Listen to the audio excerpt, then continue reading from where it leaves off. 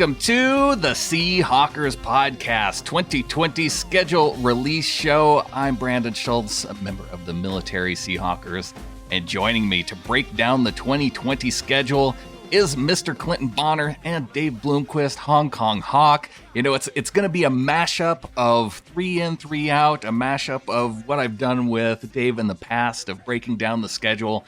So let me introduce first the handsome devil with his lighting so smooth in his home office, Clinton Bonner. I appreciate all of that, Brandon. Hope everything is going well over in Montana. Yeah, this is the Joni Loves Chachi edition, right? This is the beautiful mashup where Bloomquist comes to us and says, "Hey, I love the 3 in, 3 out, versioning. Why don't we take that and bring it to the schedule release party?" And I loved it. So I love this episode every single year. I think, Dave does some great wizardry and really goes deeper and actually analyzes some things that most people are not going to look at. So I'm most interested in sitting back, having a drink, and hearing what Hong Kong Hawk has to say about this year's schedule. Of course, I've got a couple opinions myself, but Dave, Mr. Bloomquist, how's everything in Hong Kong? I know it's your AM, and how's everything treating you, man? Hello, Joseon from Hong Kong. Yes, it is 34 degrees Celsius out here. Probably matches the Fahrenheit in Montana. And things are going pretty well. And I thought that it would be very appropriate to have you, Clinton, in this show because when I was a kid, I would wake up on a Monday morning, Hartford Current in my box, Sure. And then I'd flip through and there was the schedule and I would just pour through that schedule. And this is back before ESPN and internet and just going through and getting all excited about the Seahawks season coming up and seeing if they made a Monday night football game. And I just thought that carrying this on, having you here and joining us would be great. I appreciate that. I think, one thing that people maybe don't know, and Brandon, maybe you do or don't know, but Hong Kong Hawk and I, Dave and I have a kinship being like Northeasterners and New Yorkers and a Connecticut heritage. And then of course, something drawing us to the Hawks. Now, of course, he's halfway around the globe and I still live in Connecticut, but the kinship is still there. So it's really cool to hear him flipping through the Hartford Current because I would do the same thing. It'd be like the daily news of the New York Post, but same exact thing. I'm 42 years old. So getting Seahawks coverage when you were 10 years old, Brandon, it wasn't easy, but we made it through, which is the nice thing. And I do find it funny that now everything is all about the schedule release and you have all sorts of podcasts and you have ESPN with their show. And it's back in the old days when it was open up that paper, not even really knowing when it was going to come out. It was just a surprise one Monday morning in the spring. You would just open it up and there it is. You definitely get a whole lot more analysis now. And sometimes it's a little too much analysis, but it's always fun to talk about.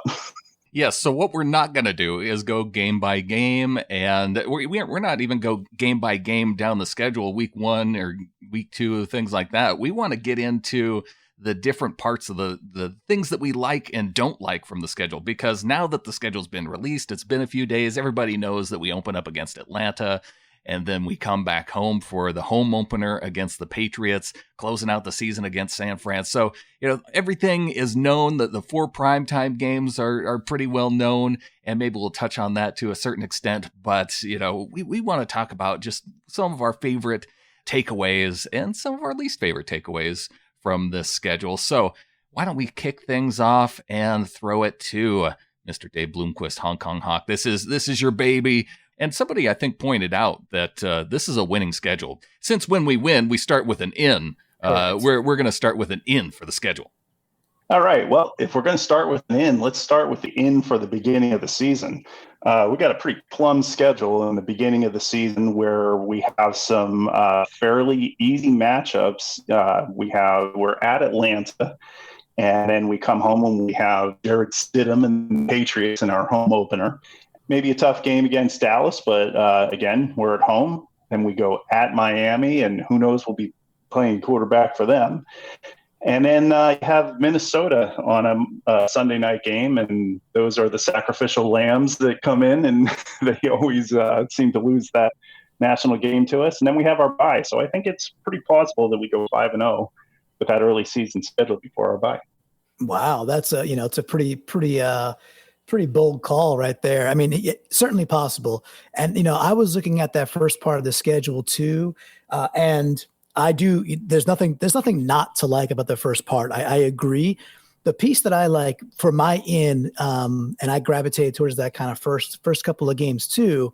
But the specific part for me was that I think you're going to get a Patriots team that, maybe they end up being terrible. Maybe they're like, the tank for Trevor and they're 2-14 and hopefully we're one of those 14, or maybe they end up being okay. Like that they throttle it a little bit later and they end up being 8-8. They end up being 9-7, maybe even 10-6, just because they're so friggin' well coached. I would like to have the Patriots before they figure things out.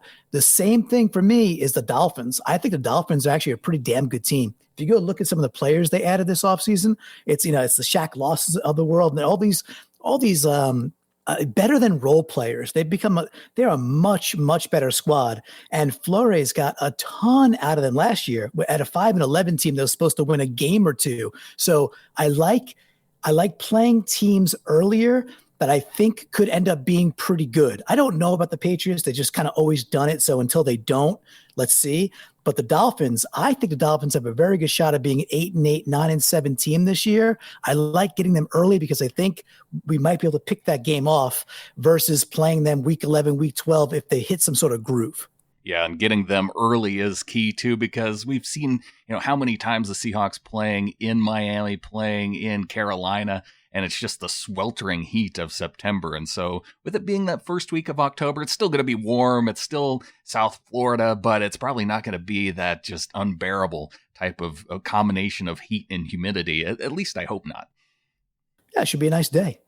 It's like that's early October in Miami. It's probably going to be like in the low 80s. That's pretty cool.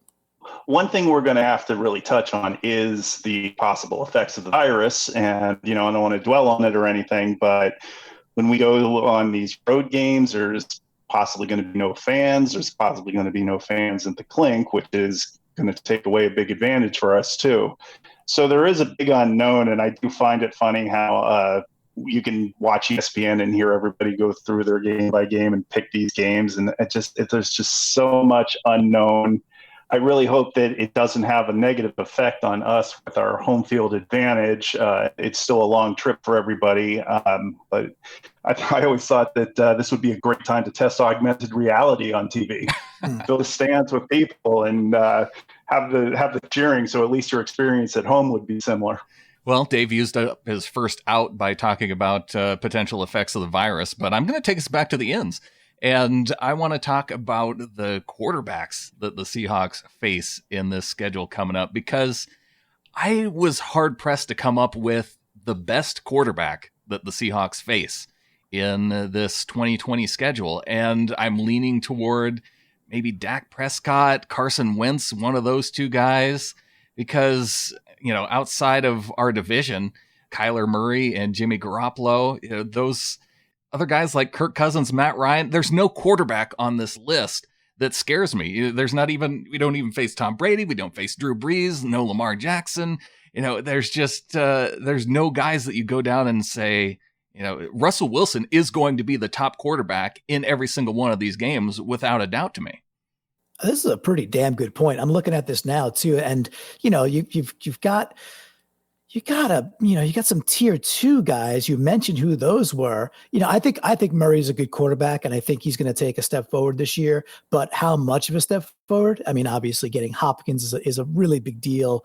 Drake is a good ball player. Anybody who thinks Drake is average, I'm not sure that you watched him the last 5 or 6 weeks last year, or when he was on a worse team before that. I think Drake is a pretty good player. So I'm pretty certain that the Cardinals are going to be I think at least a 500 team and pushing towards a 10-6 team this year, which will make things interesting. I mean, I know it's a little bit hyperbole here. I'm almost in the mindset to say Murray might be the best quarterback we face. I mean, Prescott is a good quarterback, sometimes very good. Ryan can be good and often is, okay. Wentz, I'm still not that sold on Carson Wentz. Kirk Cousins, geez, we like Bloomy, you hit that earlier. We put the action greens on and we own them. So I'm not too worried. I'm not too worried about them.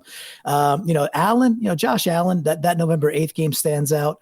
But, the dude's an interesting quarterback. But Brandon, man, I did not realize this, but that is a great point. I think we hit we hit a handful of tier 2 quarterbacks, and the rest are some tier 3s or some like Papa Shango, straight up like unknowns. You just don't know about this dude yet. If I had to just pick the top guy from the entire group, I'd have to pick Dak just for his clutchness in the fourth quarter. I'm also glad that you had mentioned Carson Wentz as a possible top quarterback that we're facing, because it's in week 12 and Carson Wentz should be in a hospital bed in Phoenixville General at that point. So that means we'll be facing Jalen Hurts probably. All right. Well, what do you say we move on over to the outside? And Clinton, what do you have for a negative part of the schedule for you? Yeah, so this one is highly personal. We touched on it earlier that I'm a New York guy, and I've got the lineage back to Bloomy back in the Northeast in New York. But just as I'm fired up to play some teams that I think will get better as the season wears on early, we then have that stint where it's like December 6th, December 13th, December 20th, where we play like New York, and then the Redskins. So it's one of those things where, as it stands right now, you think you're playing 3 of the bottom 10 or something like that, right? Right. So, lower third teams like 1, 2, 3. The NFL is a funky league, and number one, I think one of those teams will probably be substantially better than what we think they're going to be this year. Maybe. But the personal thing for me is just that I really would have loved to go catch another game at the Meadowlands, whether that was the Jets or the Giants, and they're both out at the Clink, so 3,000 miles away from me. So it's a bit of a personal one, but I was really hoping that one of those teams would fall to the home court, meaning the East Coast. Didn't happen this year. They're both at the Clink. I'd like to have some of our tougher opponents at home, and so getting both of them at home is a bit of an out for me. Yeah, not only that, your secret love, the Patriots, also play in the Clink, so you don't even get to drive up to Foxborough. My secret love. My brother, who's 5 years my senior, is a legitimate Patriots fan, also grew up in New York and liked them before the 85 Patriots, so I do have an affinity to also root for my brother's team because he liked him for a long, long time. And a quick aside, we did go see the Bledsoe Meyer game, which I think was 94. We went to go see that game up at Foxborough, and that was really, really fun. It was a terrible ball game, but it was fun. So yeah, I do have this weird soft spot for the Patriots. It's due to my brother, and believe it or not, I do not hate New England Patriots. There it is. Man, you and your brother both went through some tough years of football fandom together. And that's what it is. We stunk. My dad's a Giants fan, so they're like 86, 90, just, crushing it, raising Lombardis. My mom's actually a Vikings fan. That's just probably the purple, and that she's been a Vikings fan her whole life. And I grew up with a bunch of Jets fans who, Jets fans are kind of the worst. But my brother and I had bad teams growing up, and we stuck with them. So it was just one of those things where, like, if he was fair weather, I get it, but he wasn't. He was there through all the really, really bad. So when I was younger, like I said, I would open up the paper and be delighted to see that the Seahawks were making trips out to Foxborough, which they seem to do a lot in the 80s and 90s. So I was able to go see the Seahawks, and both of the teams were not very good back then, but the Seahawks always seemed to win that game. So I had a lot of great chances to see Dave Craig versus Tony Eason, and in a stadium that normally held 56,000, which had maybe 22. So, good times, good memories. Well, moving on from the great memories to some of the outs of the schedule, back to you, Bloomy. What's one of your downsides to the schedule that you're seeing?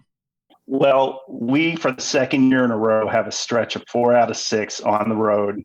And last year's version of that did not result in anything very good for us. We came off of that 4 out of 6 stretch, which we actually went I believe we went 4-2 or 5-1. We did really well. But then we were really banged up, and when we were in position to get that number one seed, the result was losing two critical games at home at the end of the year when we could have gotten the number one seed.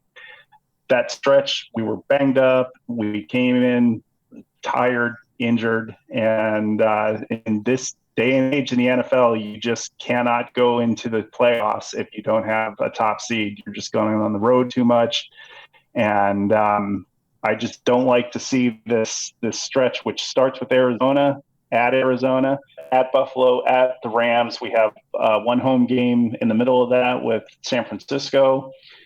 We have Arizona at home, and then we're at Philadelphia. And those are really tough games right in the middle of the season, and that's going to determine whether we're going to have a chance at a top seed this year. Hey, Bloomy, so I do want to challenge that a little bit. And just, I understand, I get the 4 out of 6, it's an out, but I do want to look at like a couple of things as I'm staring at the schedule in front of me. The very back end, we kind of talked about it. Then, like last year, I forget exactly who it was before the Cardinals, but this year we just went through. We got Giants, Jets, Skins, Rams. I think the Rams will take a step back. So kind of coming out of that gauntlet, it looks like we'll hit a soft patch. But also the part that I do want to kind of go into here is, we go into that gauntlet with a bye week, right? So we come into it with a bye, and then we actually get that Thursday night football on November 19th versus the Cardinals. And then there's a Monday night football game 11 days later. So we almost have like a second bye there. So does that change anything for you, considering like if you looked at the gauntlet last year, I don't think we had that scenario where we had like almost a secondary bye. Does that soften it, you think, in any way? Well, it's a hidden trap because before that mini bye that comes via the Arizona game, we have the game at Buffalo, and then we have to turn right around and go at the Rams. So you have two long road trips right before that short week to play Arizona. You have the mini bye, which is great. And that was actually another one of my ins where you have a mini bye leading into a Monday night game. Arizona I think they're going to be a little tired for that game, which is good. But the fact that we end this 4 out of 6 streak with a Monday night game means that we have a short week going into the Giants game. So there's a lot of pitfalls that could possibly happen within that streak. And that's right in the middle of the season there. Well, and that was going to be one of my ends too, is just that soft patch after going through that really tough schedule of 4 to 6 games. And, you had it on one of your outs, Clinton, but that was more of a personal take on that because you wouldn't get to go to a New York game. Yeah, that was all about me. It just, I have a big time East Coast bias, and it's going to shine sometimes. Yeah. And it is kind of, the NFL games are still going to be tough no matter what, but I do feel like maybe we won't have those. I don't know. Who am I kidding? We're probably still going to have those heart attack games, whether it's with the Giants, Jets, or whether it's with the 49ers and Rams and Arizona Cardinals. We'll just have heart attack games all year. But it does, I do feel like between the Jets and the Giants and the Skins, you were saying, Clinton, that sometimes those teams come up to surprise you. I just can't see it with any of those teams. Maybe the Jets could come up and be an 8-8 team just because they're in a relatively easy division now that Tom Brady's not there. But I don't see how any of those teams is going to be a competitive playoff team. I hear you. I do think it was personal bias. I'm looking, that back end of that schedule. Yeah. You come out of that and it's something where you kind of gotta, those last 5 games, you really at a baseline got to win 3 of 5, really ought to win 4 of 5. And because you have Russell Wilson, you have a chance of winning. You have a chance of winning out those last 5, right? And going into, hopefully at that point, you win your last 5, you're in the playoffs, and going into the playoffs with a hot hand. And Dave, you mentioned it earlier too. You're like, jockeying for those top seeds. I think it's a bit of a tragedy this year that, they went to this seven playoff teams per conference, and now you only have a top seed. I do like the way our schedule lays out, and I think we'll be in position to maybe drive home for that 1 seed potentially. But man, oh man, like only having a top seed that gets the bye, I think that's a pretty big game changer. I think that really changes just a lot of what teams will do down the stretch. if they feel they're falling out of that one spot, I'm not so sure they're gonna really try that desperately between, let's say, 2-3 or 2-4 versus maybe laying off a little bit and resting some dudes, because it just won't be worth it. I think that this is just kind of the gateway to them having 8 playoff games per conference, and those buys just going away. We have the NHL coming. I always thought it was super unfair to have that week off for the two teams. It's just having to play a Sunday game potentially and then going right in and playing a Saturday game on the road. It was just a recipe for disaster in those years that we didn't win our division. So I don't mind the shakeup at all. Well, what do you say we move on over to the outside, and maybe we can close this off strong, but let's hear from you, Bloomy. What do you have for an out? Well, I actually have an out that ties with an in. So, there's no rules. We're throwing all the rules out the normal 3-in-3 out window here. So I think this is cool. Well, in the spirit of following your direction, we have another road opener. This doesn't seem like it's right, but I did the research. We're only 1-5 in the Pete Carroll era and 1-4 in the Russell Wilson era when we opened on the road.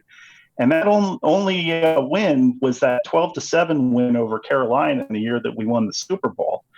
Every year I go through this exercise, and every year I find something surprising. And that was a little surprising that we are so poor in the Pete Carroll era on the road.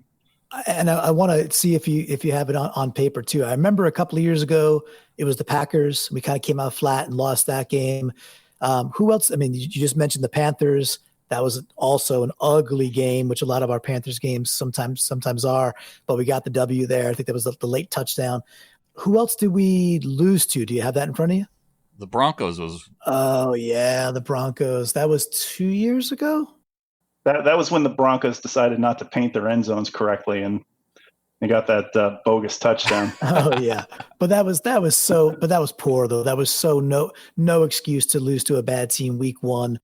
And also the other 2 games was Russell Wilson's debut at Arizona, and if you remember, he had like 8 chances of throwing the winning touchdown and never got it in there. Right.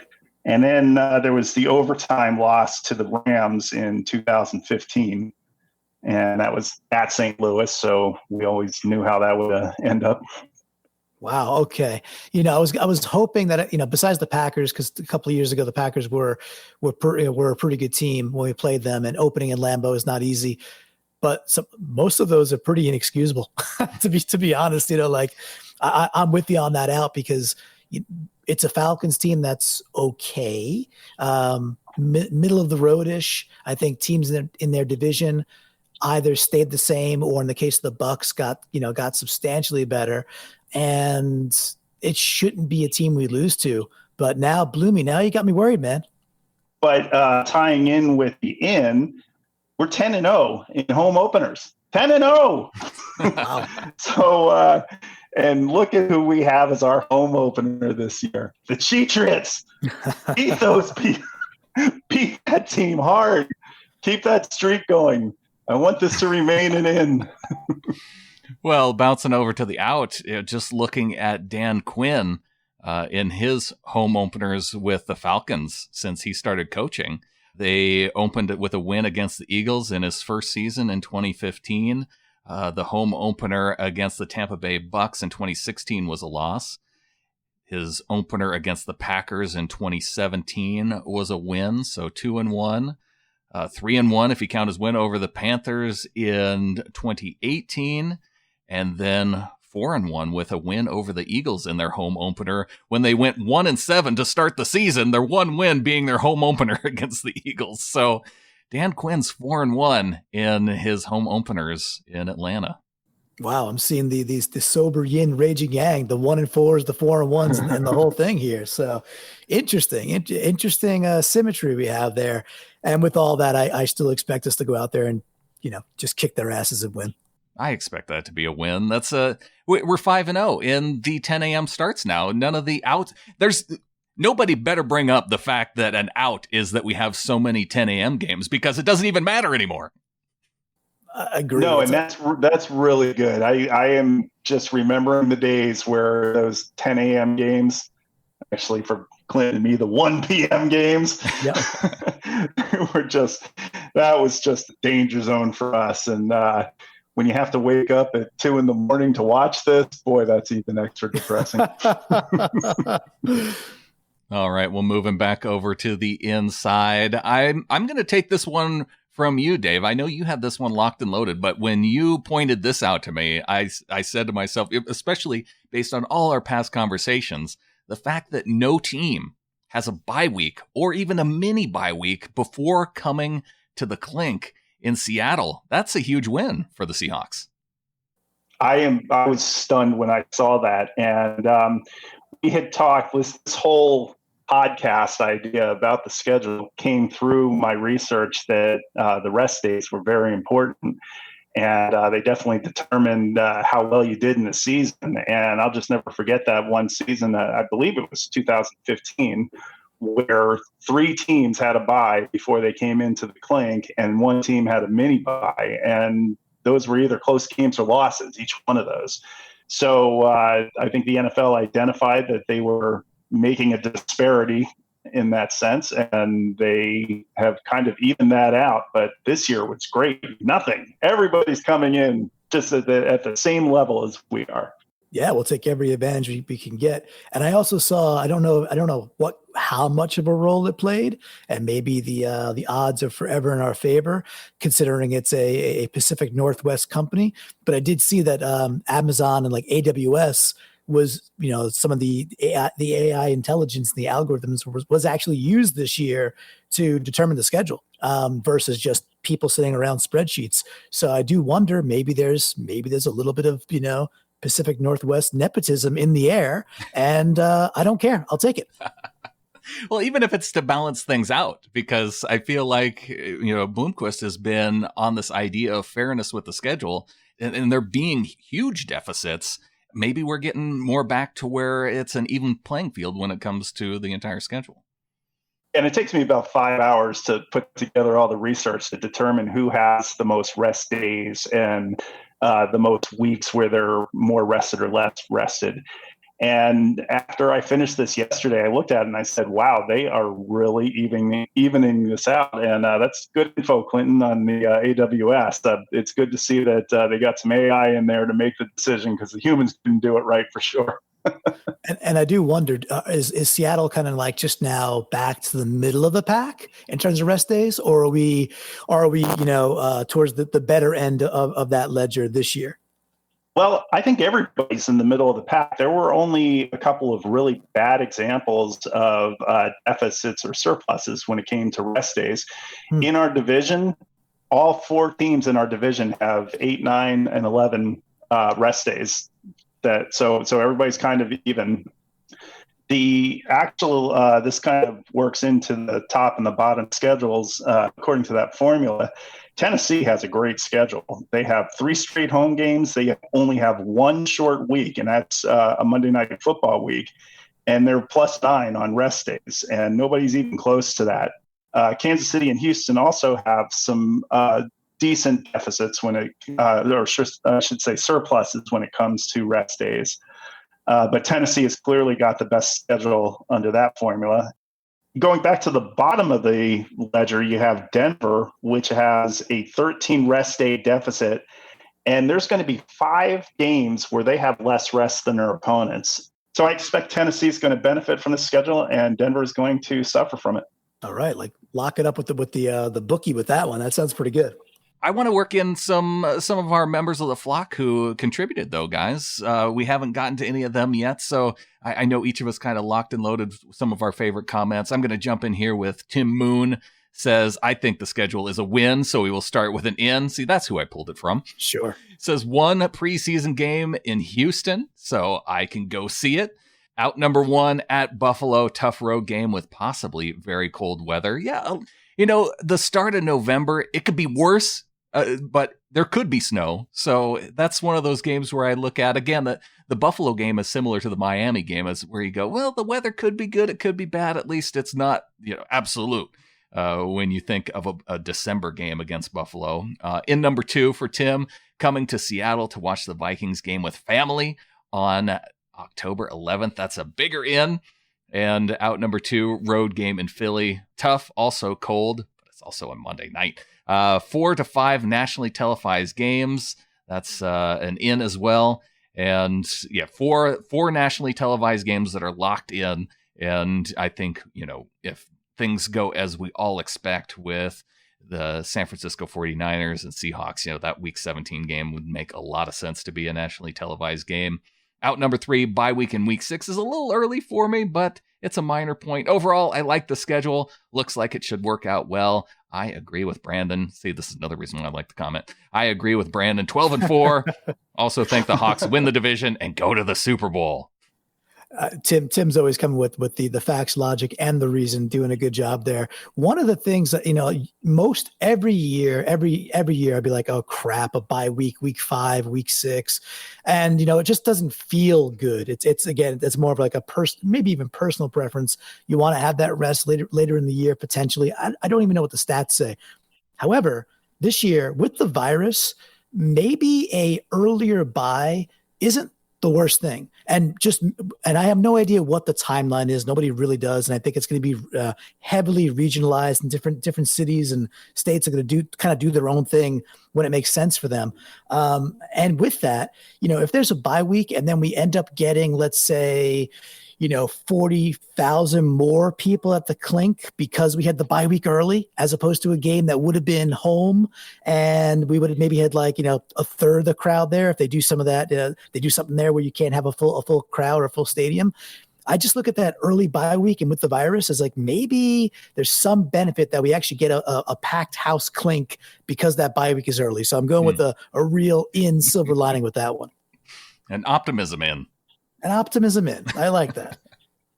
And speaking of optimism, my From the Flock was from Garrett Banks. 12 wins in the bag.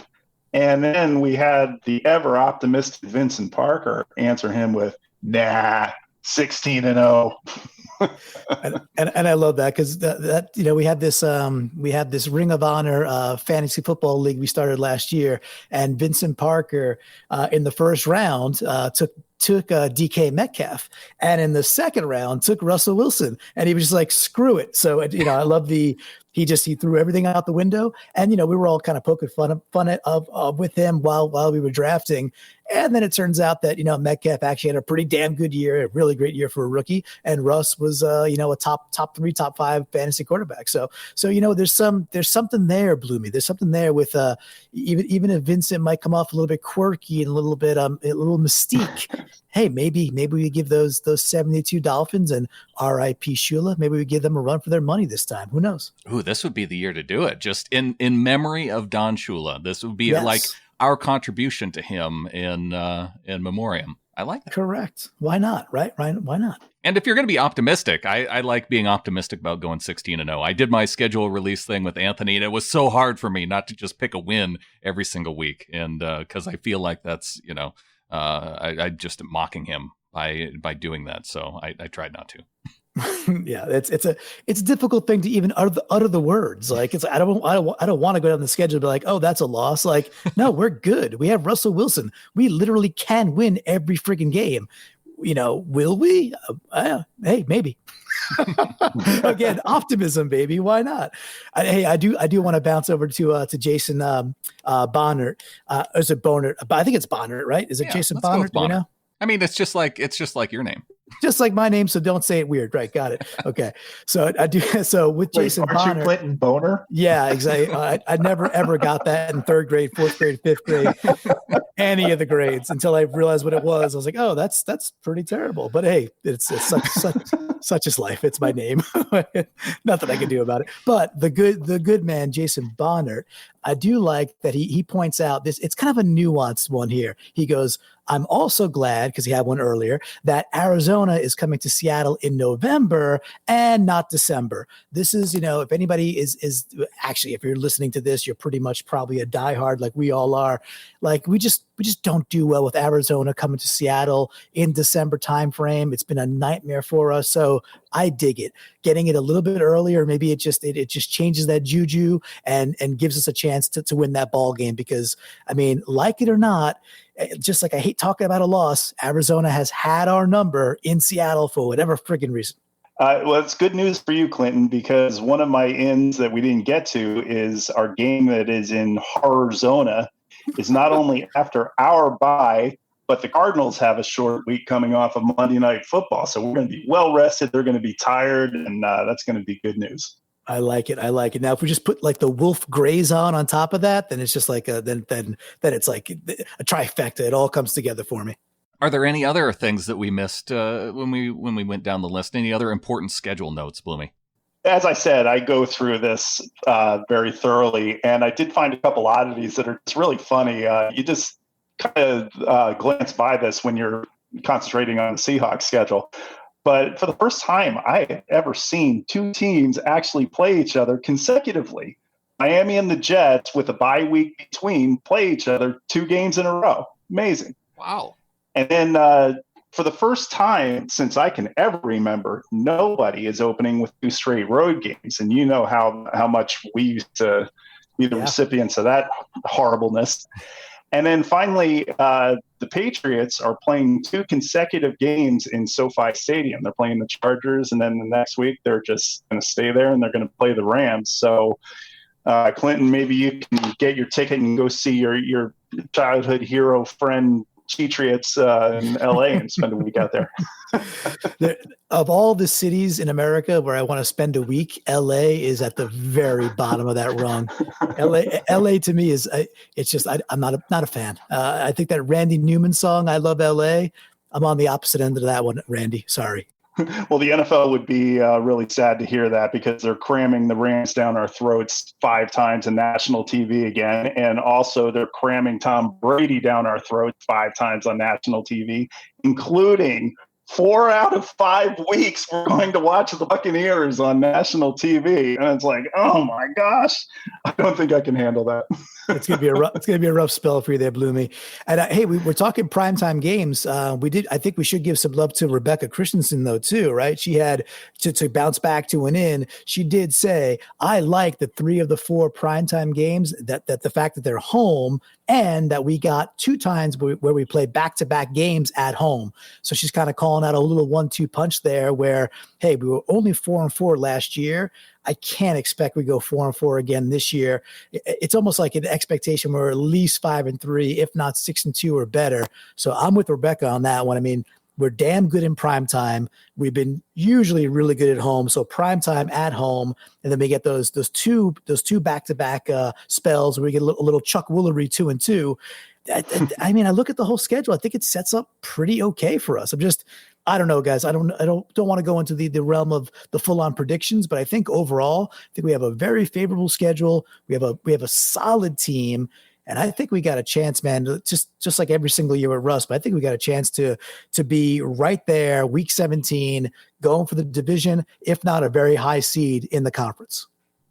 I agree with you. I think that other than that brutal little stretch in the middle of the season, which I think we'll do well during that stretch, I just want to make sure that we get out of that. We continue playing well afterwards, which is what we didn't do last year. So I agree with you. I think this sets up really well. We got a couple powder puffs at the end of the season, and I think it's pretty realistic that we are going to be in contention for that magic number 1 seed. If I have one thing to hope for, it's that going into that December stretch of games, though, that it's not just getting a win, it's dominating teams on the way into the playoffs. Because I feel like so many times the Seahawks just, take winning for granted, whereas I want domination when it comes to lesser teams. And oftentimes I'm very disappointed that doesn't happen. This is what year 10 in the Carroll era, right? So, and I mean, it's not like we don't get some domination games, like 43-8 comes to mind, right? Yeah. So it's not like we can't blow or 58-0. That one comes to mind too. Correct. That also does, and we put some lickings on the Vikings a couple of times too throughout this, and the Panthers a couple of times. However, Most times these are close friggin' games. It's just, whether we play down to opponents, whether we play up to some people that are streaking, it's just, it's the Seahawks.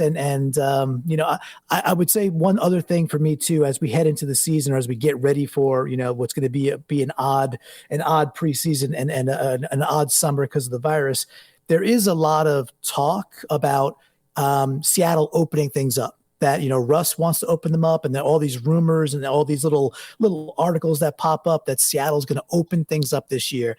I don't know. It's kind of like I'll believe it when I see it. I think we saw some really nice progression last year. I think if we get like an equal progression this year, we're going to be a very tough offense because we got Russ, we got weapons, and if we just open it up, throttle it a bit more, and give Russ a little bit more control, we're going to win a lot of games. This year, you're going to see who the real good coaches are. You're going to have less offseason programs. You're going to have an abbreviated, possibly preseason, and the good coaches are going to fight through that. They're going to get the most out of their talent, and we're also probably going to see the good teams stay good and the bad teams stay bad. It's going to be hard to just kind of change the way things are in this time that we're living in right now. But I hope everybody stays safe, and I hope that our football is great.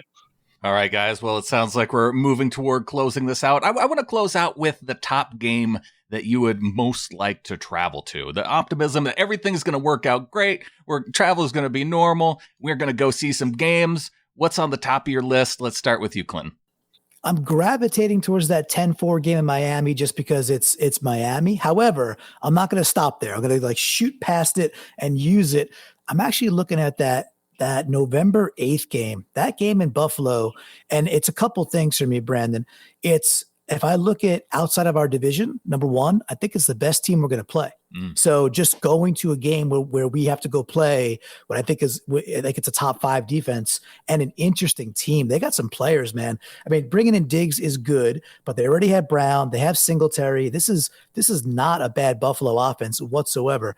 I think they're a legit team, and I think they're in the pole position to take the East. So just on the level of how good a game I think it's going to be. And if you put the environment in of going to a cool city to go get an NFL experience and kind of be with the Bills Mafia and seeing people flip off of freaking cars onto tables, you know what? I want to party with those people. Yes, I'll be in my action green or my wolf gray or whatever, but whatever. I could chug some Labatt's with those people, have a few cocktails, go into a stadium and then walk out with a W. So 11-8 versus the Bills. That's the game I'd go to. I like it. Clinton staying regional, but two nice locations as well. I'd love to go to Buffalo and see a game there.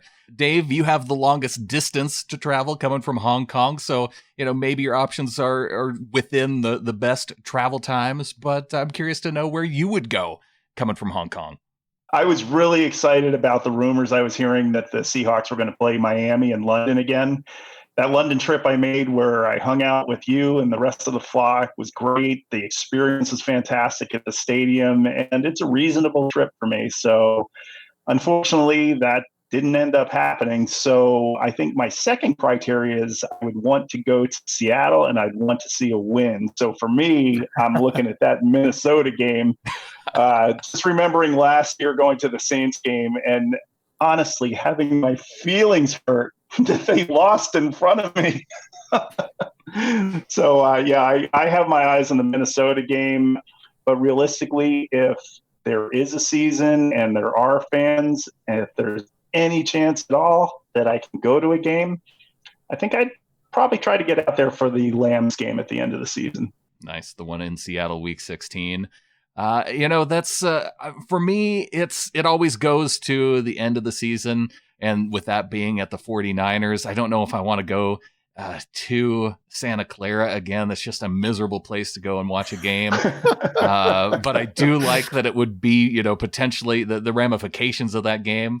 I like being at home openers. So New England makes a lot of sense for me week 2. If I'm going to pick, apart from that, though, just games in September, you can't beat them in Seattle. Yeah. And so that Dallas game week 3, I think that would be another competitive game. And like I said, probably the best quarterback on the schedule. So hopefully Dak doesn't sit out. And I'm also eyeballing the game at the Rams in LA, just because I do want to see that new stadium.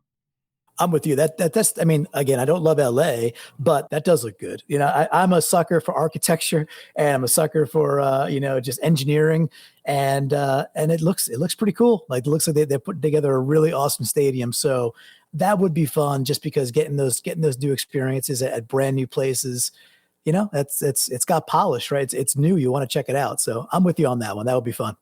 And I'm sure Sam would enjoy having an entourage there to protect him in the parking lot. Sam and Becca's down there too. So yeah, there'd be a good group down there in Sure. Michael Paul. Oh, wow. Breakfast all day breakfast. And we can't have a podcast without mentioning Lisa. So hi, Lisa. Lisa's the best. Yeah, Lisa and Greg, and hopefully we get to see them during the season when we go to Seattle. But you know what, Clinton, though, I'd have to go back to that Buffalo game. In terms of NFL, just fun NFL cities, that's a game in Buffalo. You haven't been up there yet? Not for a game. I've been to Buffalo just for business and life a couple of times. I've always enjoyed it. It's a very, blue collar lunch pail city, cheap beers and obviously known for their wings. But I got a couple of very good buddies too, in particular, that are like gigantic Bills fans to this day, diehards, and they go, at least once or twice a year, and they claim the experience is as fun as the Clink, and then even like a different, like ratcheted up on the WWF level of madness, right? So, and I don't doubt it. People up in Buffalo, they don't have that much to do, so 8 times a year they get to do some crazy stuff, and I'd like to see that. I would endorse that. I saw a Seahawks game in Buffalo, and it was a wonderful experience. The fans are very welcoming in the parking lot. They were inviting us to their tailgates. And the day before, we were able to go to the Anchor Bar and have some real buffalo wings. We checked out Niagara Falls.